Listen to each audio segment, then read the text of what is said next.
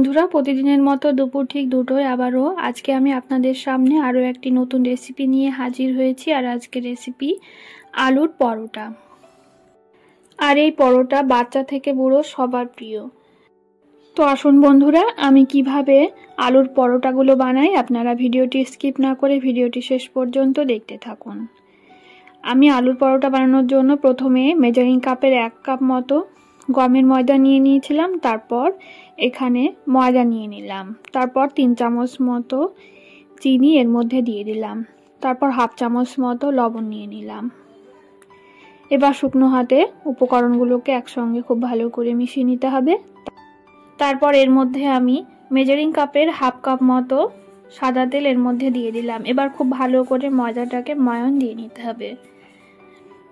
তো এইভাবে ময়দাগুলোকে খুব ভালো করে মিশিয়ে নিতে থাকি। তো ততক্ষণ আপনারা কোথাও না গিয়ে ভিডিওটি শেষ পর্যন্ত দেখতে থাকুন। আর আমার চ্যানেলে যদি নতুন বন্ধু হয়ে থাকেন তাহলে অবশ্যই আমার চ্যানেলটিকে সাবস্ক্রাইব করে আমার পাশে থাকবেন।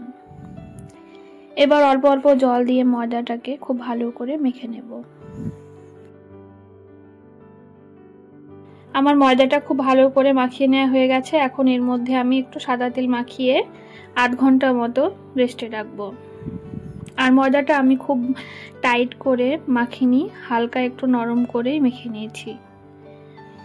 এবার এইদিকে আমি একটা বড় সাইজের আলু সেদ্ধ করে নিয়েছি। এবার আলুটাকে একটা গ্রেটার দিয়ে গ্রেট করে নেব।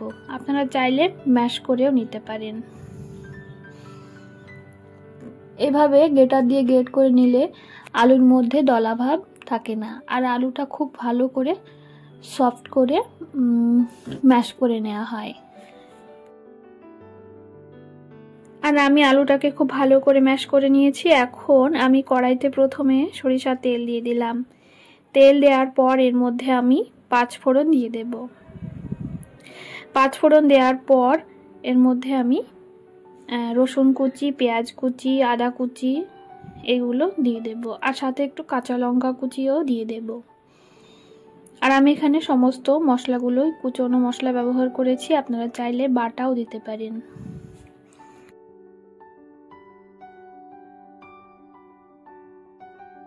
তো এইভাবে আমি আলুর একটা পুর বানিয়ে নেব। মশলাগুলোকে খুব ভালো করে ভেজে নেওয়া হয়ে গেছে। এখন এর মধ্যে 1 চামচ মতো লবণ, 1 চামচ মতো হলুদ, হাফ চামচ মতো ধনে ও জিরের গুঁড়ো দিয়ে দিলাম। তারপর আবারও খুব ভালো করে নাড়াচাড়া করে নিচ্ছি। তারপর একটু লাল লঙ্কার গুঁড়ো দিয়ে দিলাম। এবার সমস্ত মশলাগুলোকে একসঙ্গে খুব ভালো করে কষিয়ে নেওয়ার পর এর মধ্যে আমি চাউমিন মশলা দিয়ে দিলাম। তারপর গ্রেট করে রাখা আলুগুলো এর মধ্যে দিয়ে দিলাম। আর আলুর মধ্যে কোনো রকমের জল আমি ব্যবহার করব না, এমনিতেই আলুগুলোকে খুব ভালো করে রান্না করে নিতে হবে। তো আমার আলুটা রান্না করতে 10 মিনিট সময় লেগেছে। তো আপনারা এভাবে বানিয়ে নেবেন। তারপর স্বাদ মতো একটু চিনি দিয়ে দিলাম, যাতে আলুর পুরটা একটু মিষ্টি মিষ্টি হয়। আর আলুর পরোটাগুলো খেতেও বেশ ভালো হয়। এবার একটু ভাজা মশলার গুঁড়ো দিয়ে আলুর পুরটাকে নামিয়ে নিচ্ছি।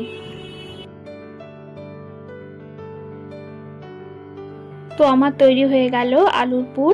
এবার আলুর পরোটাগুলো বানিয়ে নেওয়ার পালা। আমি যে ময়দাগুলোকে মাখিয়ে রেখেছিলাম সেটাকে এখন হাত দিয়ে একটু নাড়াচাড়া করে নেব। আর নাড়াচাড়া করে নেওয়ার পর লেচি কেটে নেব। আপনারা দেখতেই পাচ্ছেন আমি আলুর পরোটা অনেকগুলোই বানিয়ে নেব। তো আপনারা আপনাদের পরিমাণ মতো বানিয়ে নিতে পারেন।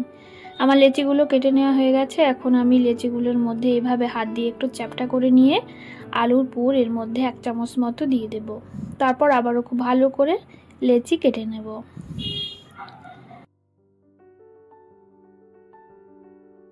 তো আমি কিভাবে আলুর পরোটার পুরটা বানিয়ে নিচ্ছি আপনারা দেখেই এভাবে বুঝে নিন। আমি এইভাবে পরপর আলুর পুরগুলো পরোটার মধ্যে দিয়ে দিলাম। তারপর আবারও পরোটাগুলোকে ভালো করে বেলে নিতে হবে।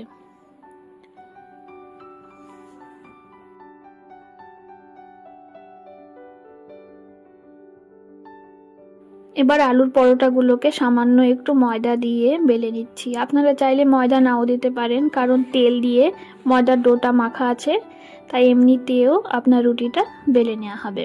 তো আমার হয়ে গেছে। এখন এইভাবে আমি পরপর সমস্ত পরোটাগুলো বানিয়ে নিয়েছি। এবার গ্যাসের চুলায় একটা নন স্টিল তাওয়া বসিয়ে দিয়েছি।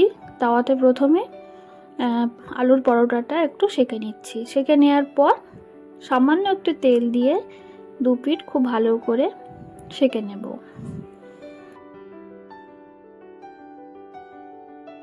বন্ধুরা, আপনারা চাইলে এখানে বাটার কিংবা ঘি দিয়েও আলুর পরোটাটা ভেজে নিতে পারেন।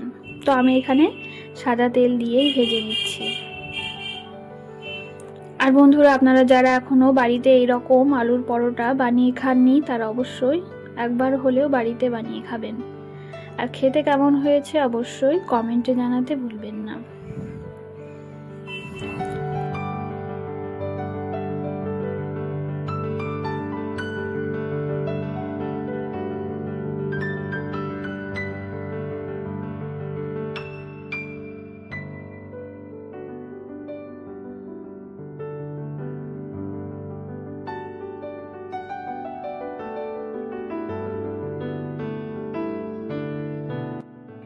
আমার আলুর পরোটাগুলোকে এভাবে আমি পরপর খুব ভালো করে ভেজে নিয়েছি। আর দেখতে পাচ্ছেন আলুর পরোটাগুলো এখন কতটা সুন্দর হয়েছে। তো এরকম আলুর পরোটা আপনারা ঘুগনি কিংবা মাংসর সঙ্গেও পরিবেশন করতে পারেন।